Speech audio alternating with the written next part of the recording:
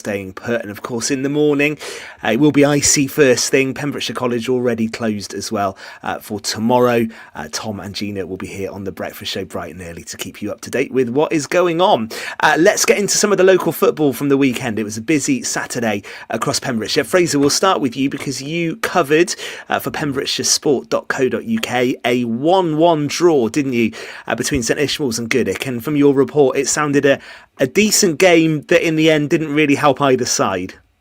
Yeah, that's a fair reflection, I think. I enjoyed it, actually. It was competitive. It was a bit spicy at times. It was scrappy maybe to start with, but there were plenty of chances. And it was a game, I think, look, realistically, both sides needed to win. And Moncton, of course, who were playing, we spoke to Stuart James in the first day playing off, they needed to win. Look, Hakin are in control of the title race. We know that. I think the only opportunity for the sides below them is when Hakin aren't playing and in cup competitions. They have to narrow the gap and hope maybe a fixture backlog scuppers Hakin, who are going to be fighting on 3 fronts, it seems, now for the next couple of months. But look, it was deja vu, actually. Goodwick got a late equaliser against Tish the first time around. I think a draw was fair, but again, Tish without Aaron Hallam, actually, so it was important for them to string a performance together against the top side, so you don't get the narrative there that, they can't play without him, which is nonsense, really. Graham Ninnis has formed a real good unit there. They were really together side.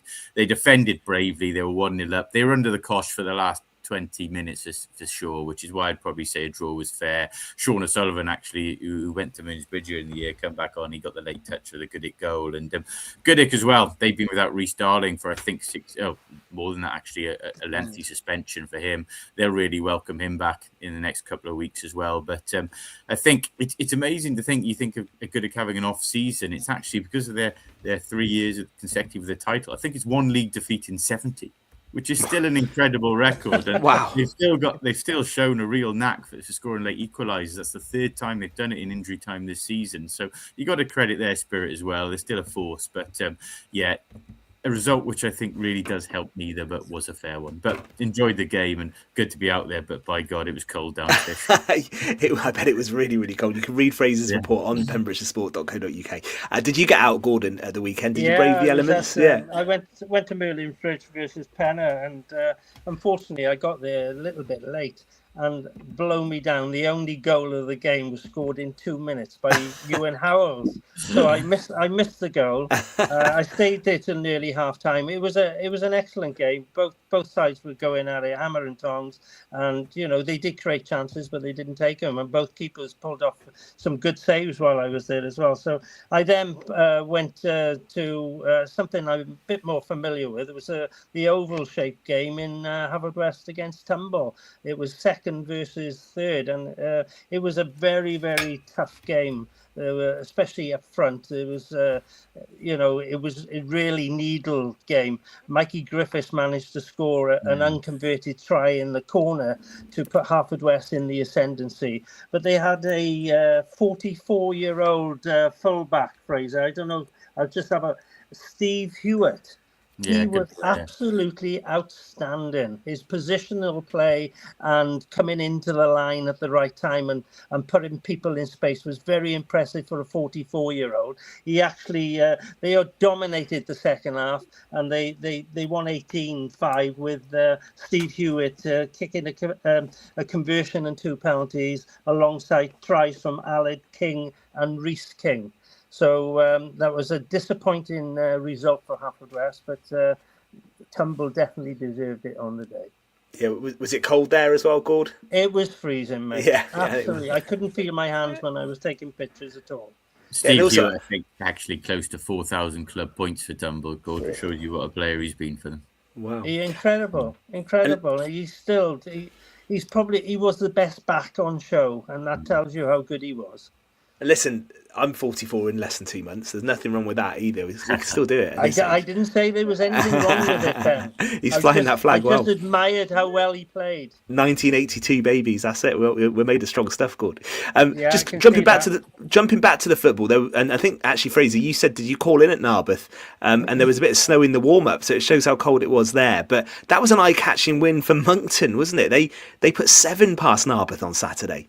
Yeah, Narva struggling. You worry for them now. It was a good win for Moncton, and like Stuart James said in the first hour, it is one they had to get 3 points closer to Hakin. They've now got to hope Hakin slip and they can keep capitalising, however unrealistic it might seem on paper at the moment. But yeah, they needed that. They were 5-6-0 up by half time, then so they put the game to bed. At the other end, you'd be concerned for Narberth now, especially with that Carew win actually against Clarbeston Road, a huge result in the context of the table. Sam Christopher, he's done it at a few clubs. He's done it a long time now. He's a clinical little striker.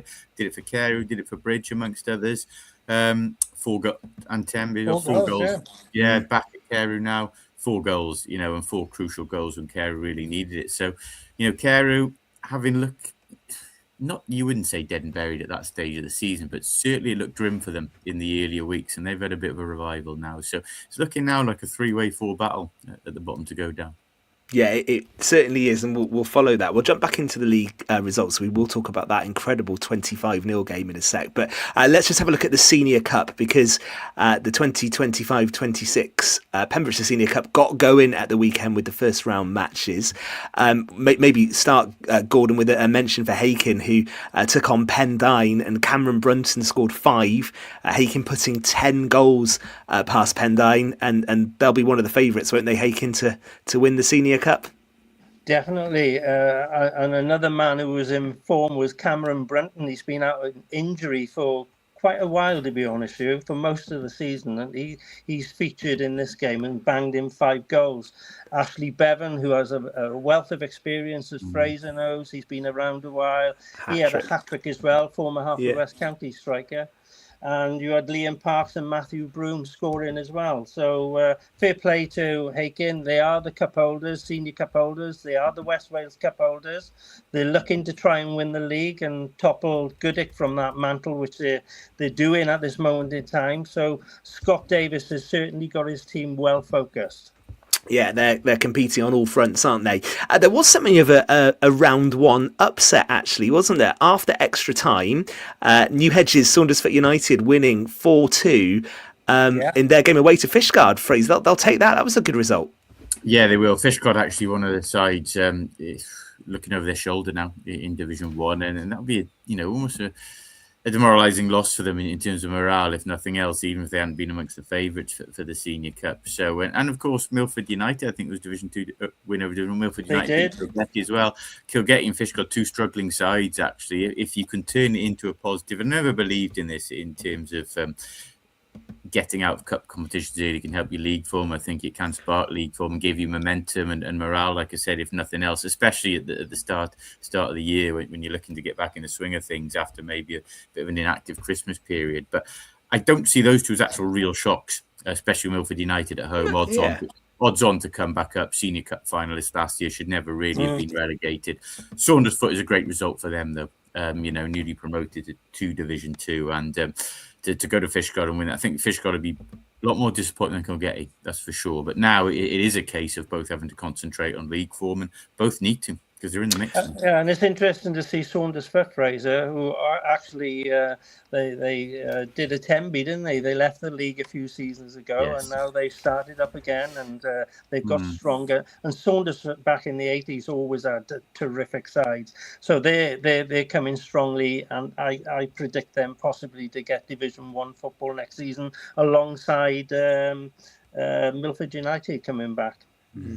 And the only other one in round 1, and again, Gord, you called out 5 goals in the other game for Hakin for Cameron Brunton, but Scott Fernie hit 5, didn't he, for Tenby? Tenby winning 7-1 against Haverford West Cricket Club. I always love saying them in football context terms, but that was a big win for Tenby there, wasn't it? Yeah, definitely. We always say Temby's a good cup side. They are. Yes. And Scott Fernie has played at a number of clubs as well and always scored goals. And he's a danger when he's up front. And yeah, you're right. He scored 5 goals. And Sean Whitfield, who used to play for Carew, is at Tenby. He got 1.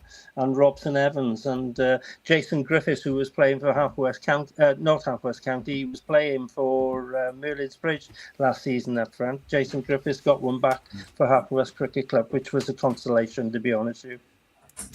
Excellent stuff. So round 1 done and dusted. Looking beyond the obvious in terms of teams that could win it, do we think?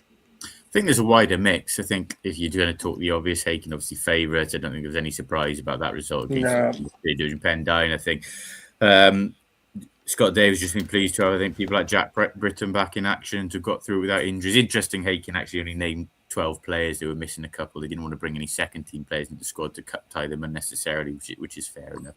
Haken, probably favourites on current form, but I think you're talking teams like Goodwick, like Moncton, like Tenby, all in the mix, like St Ishmael's now, I have to say them as well, all in the mix. So there's certainly going to be a lot of challenges to them, that's for sure. There's a few contenders, Gord. Yeah, I fancy Tish. I know Aaron Hallam is out at this moment in time, but they're not a one-trick pony. They're capable, as Fraser seen on Saturday. They defend strongly. They can score goals. They've improved massively from last season. I'd love to see Tish have an excellent cup run this season. Absolutely right. And let's just mention that game in Division 4, and we heard about this in the first hour of the show. Johnston seconds 0, Fishguard seconds 25 was the final score. Simon Jones, who we spoke to in the first hour, scored 11 times for Fishguard. Fraser, you caught up with him. I bet he couldn't quite believe what was going on, could he? No, I did check before the interview. Did he ever scored 11 in a game? He'd never scored more than 3. He actually lost count of how many goals he scored. He said, "Look, it's we don't like to see it, do we?" And it's not anyone. Well, apart from maybe Simon Jones, no one really benefits from an occasion like that, and maybe Fishguard's goal difference. Having said that, but look, you will say for Johnson seconds. I mean, you can't praise a side who's lost 25-0. They turned up, I think, with 9 players. They soon went down to 8. Our very own Dan Metcalf, who runs the team and isn't a player that had to go in goal. At least fair play to them, as you should say, for turning up and not ducking out the fixture. And ironically, and this is the value of turning up for fixtures, even when there are no hope. And I believe Solver seconds was the only game called off. They were meant to go to Milford seconds. They should now get deducted points because they couldn't raise a side. I think that'll be now imminent. And they were just behind Johnson, I think, in the battle to stay up. So, it could be a rare occasion where a team has lost 25-0 and actually pulled away from the relegation. So they're in a better position than they were before. But I hope that doesn't demoralise players who did turn out for Johnson seconds, because, it is, we have a chuckle about it. You see a scoreline like that, but no one really wants to see it, do they?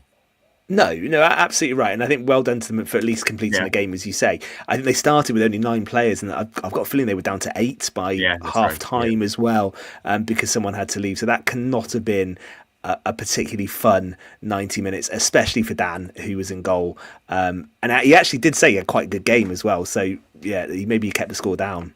Yeah, I wouldn't claim that too loudly. You could maybe argue with a different keeper, it may have been 30. So exactly right. Yeah, absolutely. So we're very much into the second half of the football season, aren't we, across the county? And you kind of touched on it in terms of your comments there about the cups and Haken looking good in the league. From the three of you, anything we should just keep an eye out for in this second half of the season, would you say, when it comes to Pembrokeshire football? We've all gone quiet.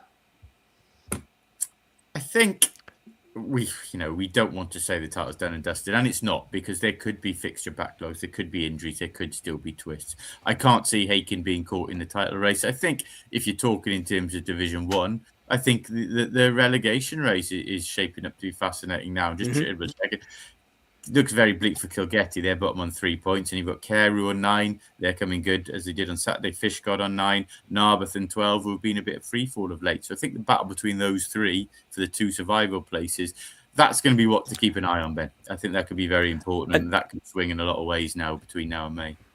And if that title race does look like it's going one way, but keeping an eye on some of the cups as well, I think, Gord, we mentioned the Senior Cup, but also the West Wales Cup as well. Watching how our sides progress there, I think, could be quite interesting. Yeah, well, obviously Haken are the holders of the West Wales Cup as well, they're a very strong outfit. And they got strength and depth in their squad as well, Ben. So I can see them going quite well, maybe to the semi-finals, and if they get there, anything can happen then. good are capable of beating any team on their day. And as Fraser pointed out, their prolific goal scorer Rhys Darling is on the verge of coming back. So I can see them being a very good side, tough to beat. We just have to wait and see what happens as the weeks unfold. But Hakin, I would say, are basically they take some stopping to not win the league this season. Yeah, I think you're right. It would be some effort for someone to catch them and overtake them, I think. We'll keep a close eye on that as we go through the second part of the season. Just one other football line, actually, we just to mention on the show last week, Fraser, you did a really good interview with Ben Fawcett, didn't you? The Haverford West County striker who's off to Australia. So people can catch up with that. That was on the show last week, and you can catch up with that on the website, purewestradio.com. He's been some servant, though, hasn't he, at the Oggy Bridge Meadow, and a decent lad as well in terms of Pembrokeshire football. Yeah, he's developed brilliantly since leaving Hakin. I think what was the end of the 2018 season, become a big player for them, scoring goals in Europe, and good to see that he's actually going out to Australia to pursue a football opportunity. Actually, it'll be a new environment for him. The standards raised a lot there. There's actually a pathway through to the A-League. I think it's not quite as simple as that, but there is a pathway for him at the club he's at now. So, yeah, all the best to him, and good for him for taking the challenge in a completely different conditions, that's for sure. Absolutely right. Okay, we're going to round up the show in January. No, exactly. It'd be lovely out there, wouldn't it? Yeah, don't blame him. And we're going to round up the show with some darts, and I think I'll also maybe just get Gordon's hot take on what's happened to Mr. Amarin today as well. So we'll do that in the final part of the show, Pure West Sport, for a Monday evening.